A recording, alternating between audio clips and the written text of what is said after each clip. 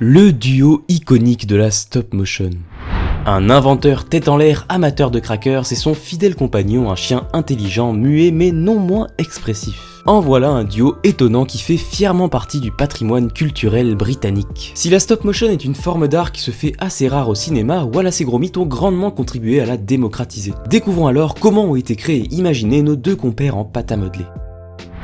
Vous êtes sur la chaîne de CEO et on est parti pour le 32e épisode de Storygene. Ah, ça mérite bien du fromage et des crackers.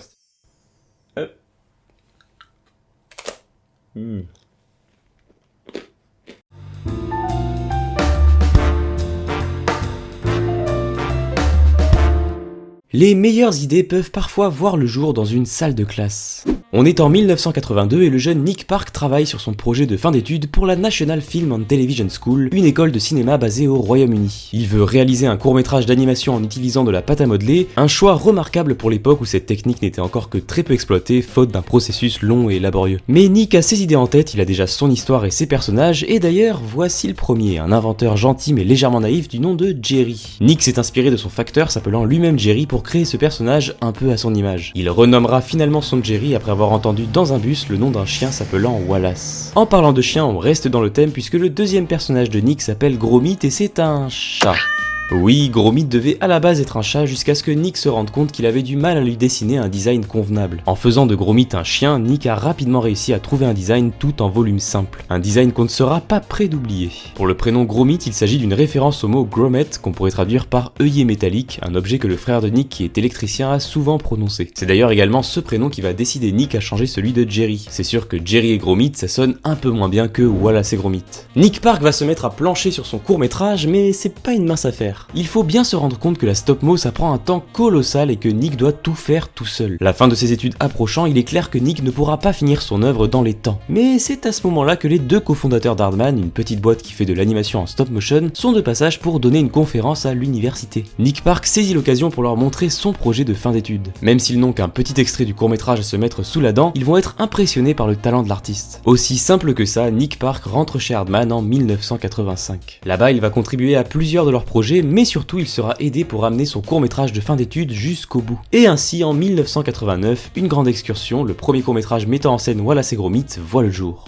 C'est assez curieux. Je n'ai jamais mangé de fromage qui ait ce goût-là. Dans une grande excursion, Wallace et Gromit sont à court de fromage. Leur destination pour ces vacances est alors toute trouvée, ils vont partir en voyage sur la Lune. Puisque c'est bien connu, la Lune est elle-même faite en fromage. Ce premier court-métrage renferme déjà le charme si particulier qui fera la patte de Wallace et Gromit. On a donc le fameux fromage qui donne ma foi très envie d'aller sur la Lune. On a le côté inventeur de Wallace qui est capable de construire une fusée entière dans son sous-sol, fusée qui est d'ailleurs inspirée des aventures de Tintin. Et on retrouve beaucoup de scènes humoristiques qui font tout l'attrait de ce duo. Alors qu'à la base il devait parler, Nick Park a fait le choix de ne pas mettre de bouche à Gromit, celle-ci étant trop dure à bien intégrer avec sa truffe. Il se rendra compte que l'animation de ses sourcils suffit à le rendre déjà très expressif. Dans ce premier court-métrage, on retrouve aussi déjà la musique emblématique de Wallace et Gromit. Celle-ci a été composée par Julian Knott, un camarade de classe de Nick Park. À la fois enjouée et rigolote, je trouve que cette musique reflète parfaitement l'esprit de Wallace et Gromit. Pour revenir à une grande excursion, on sent quand même que c'est un premier projet. Les personnages n'ont pas encore leur design définitif et le film regorge de petits défauts et imperfections. Mais il faut rappeler que Nick Park a fait ce court-métrage presque entièrement seul. Et même s'il ne dure qu'une vingtaine de minutes, ça lui a pris 6 ans et littéralement une tonne de plasticine, donc ouais, on est sur un taf conséquent. Mais ça y est, Wallace et Gromit existent publiquement, il est maintenant temps pour eux de marquer la pop culture.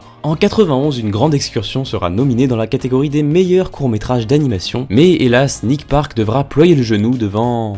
Nick Park ? Ouais, j'ai oublié de vous prévenir, le mec a un peu de talent, donc il s'est pas contenté d'une seule nomination, ce jour-là il en avait 2 en fait. Et c'est donc grâce à Creature Comforts que Nick Park remporte son premier Oscar. Dans ce court-métrage, il s'est amusé à reprendre des passages d'interviews réels en les faisant prononcer par les animaux d'un zoo. Mais revenons à nos Sean le mouton. Nick Park a très envie de raconter d'autres histoires avec son petit duo et 4 ans après une grande excursion, on retrouve nos deux zigotos dans un nouveau court-métrage, Un mauvais pantalon. Ce n'est pas le bon pantalon ?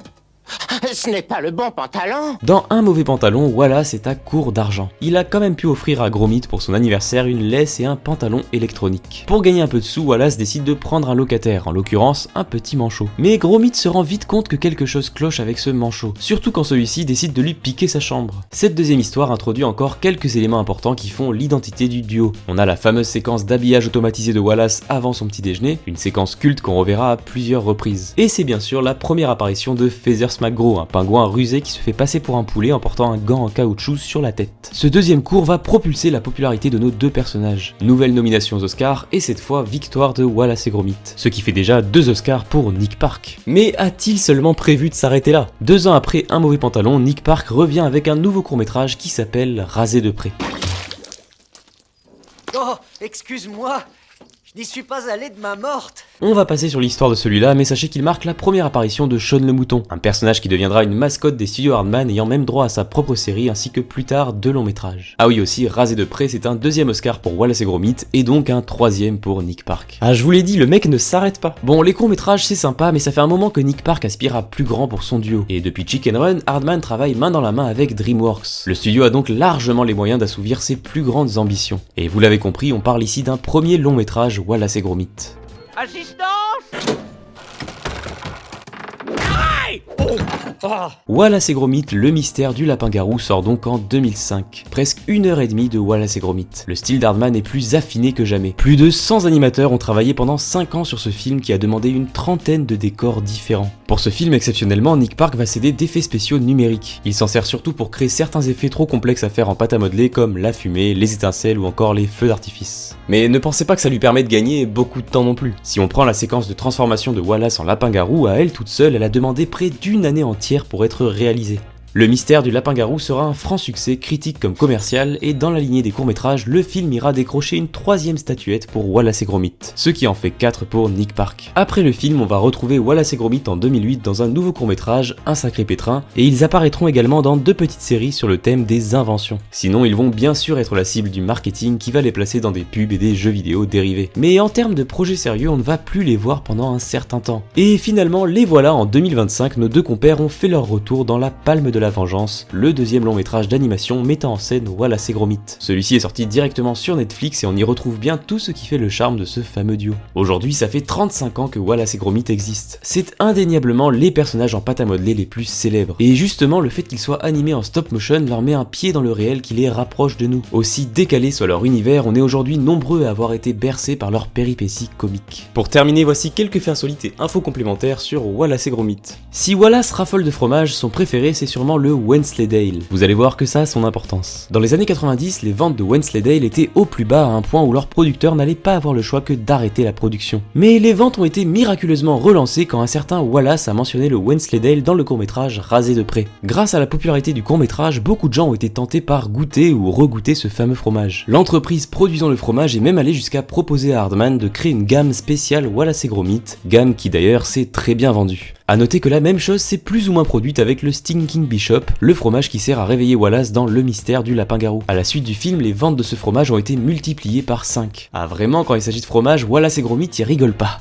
On passe maintenant sur un événement moins joyeux puisqu'en octobre 2005, un incendie s'est déclaré dans un entrepôt d'Hardman Animation situé à Bristol. Entre toutes les figurines, les storyboards et les décors qui s'y trouvaient, le feu a emporté quasiment tout le passé d'Hardman. À cette période, le studio allait fêter le succès du premier long métrage de Wallace et Gromit, autant dire que cet événement a quelque peu cassé l'ambiance. Il existe une publicité pour Google Hangout où Wallace et Gromit se connectent à tous les personnages stars d'Hardman. On peut donc les voir échanger avec Ginger de Chicken Run, mais aussi Sean le Mouton, ainsi que des animaux étant apparus dans les courts-métrages Creature Comforts. Et c'est sur ce dernier fait que s'achève ce Storyjin. J'espère qu'il vous a plu. Avec l'arrivée du nouveau Wallace et Gromit, c'était l'occasion de reparler d'une œuvre en stop motion. Sinon, j'espère que vous avez passé de bonnes vacances, on va reprendre tranquillement les vidéos. Si c'est la première fois que vous passez par ici, sachez qu'on parle d'animation, je vous invite à vous abonner à cette chaîne et me suivre sur mes réseaux. Si vous voulez en savoir encore plus sur le travail d'Hardman, je vous invite à regarder cette vidéo, c'est tout simplement le même format mais avec Chicken Run. Et sinon, on se retrouve bientôt pour une nouvelle vidéo. Sur ce, c'était CEO, ciao, à la prochaine.